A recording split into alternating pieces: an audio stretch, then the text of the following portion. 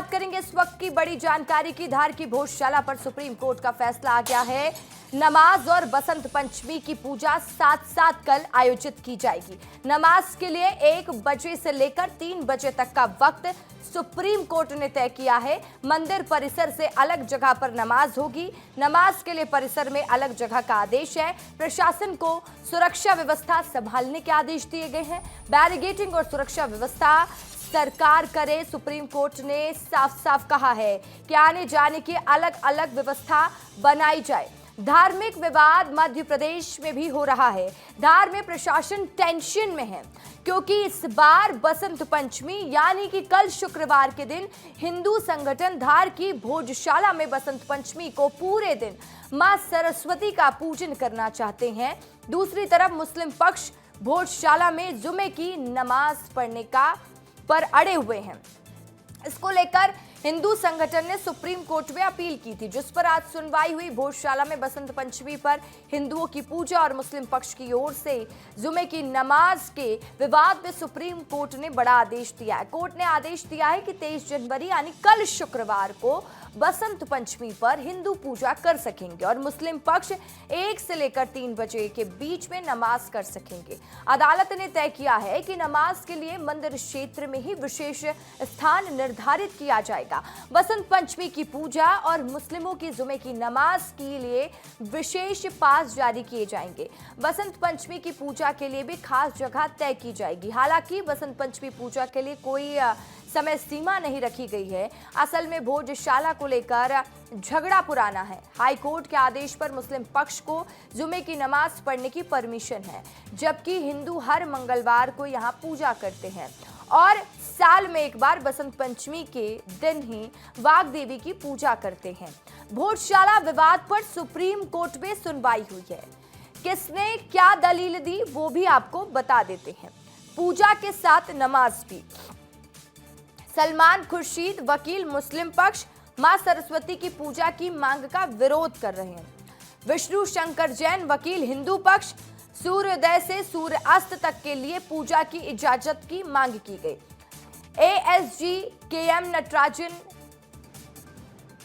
MP सरकार हिंदू मुस्लिम पक्ष के लिए अलग अलग बंदोबस्त।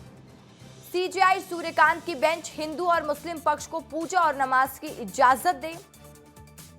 सबकी दलीलें सुनने के बाद सीजेआई ने बीच का रास्ता निकाला और हिंदू और मुस्लिम दोनों पक्ष को पूजा और नमाज की इजाजत दे दी है। इस पर हिंदू पक्ष के वकील क्या कहना चाह रहे हैं, सुन लीजिए।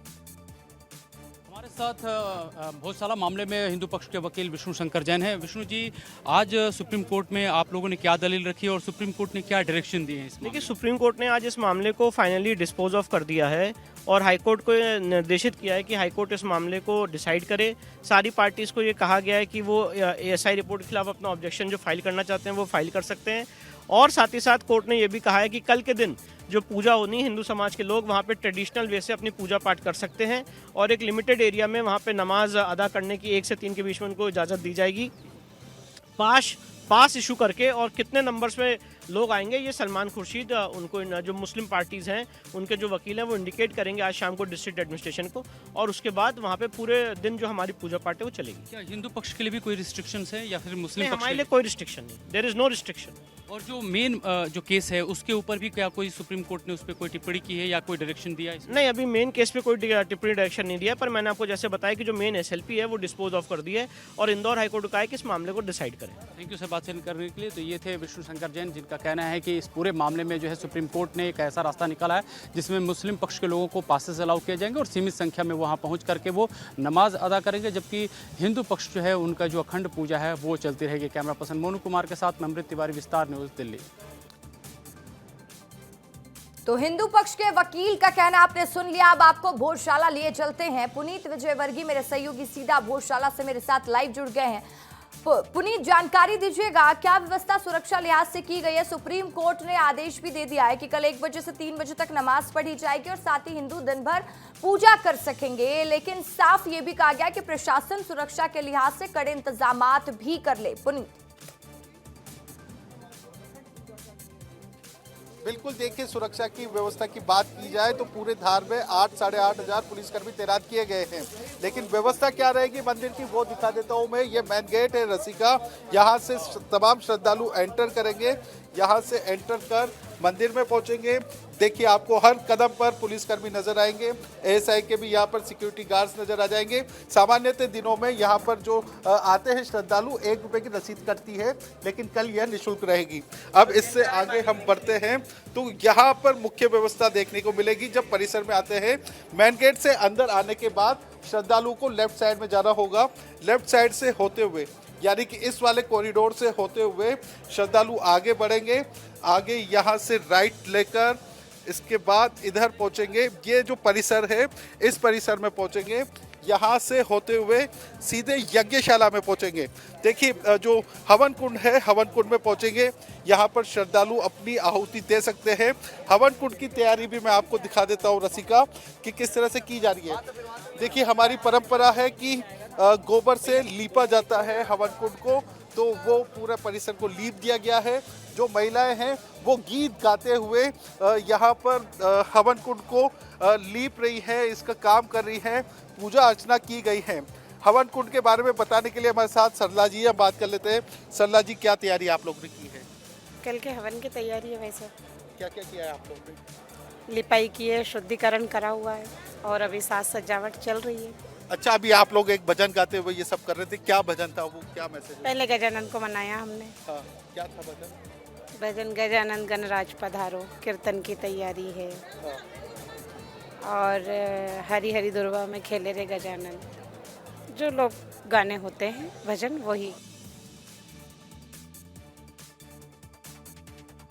साथ एक सुर में गाएंगे। अच्छा, तो हम आप भी साथ आ जाए, आग्रह कर दीजिए। देखिए रसिका, ये जो भजन है काफी महत्वपूर्ण भजन है, इसका काफी महत्व है और हम सुनाना चाहते हैं हमारे दर्शकों को, आपको।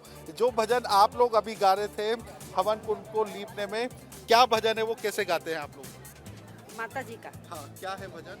गाइए ना जरा, काजी हाँ। सुना दीजिए। पहले तो मैं माँ का लिए बोलूंगी। हाँ। या देवी सर्वभूतेषु शक्ति रूपेण संस्थिता, नमस्तस्ये नमस्तस्ये नमस्तस्ये नमो नमः।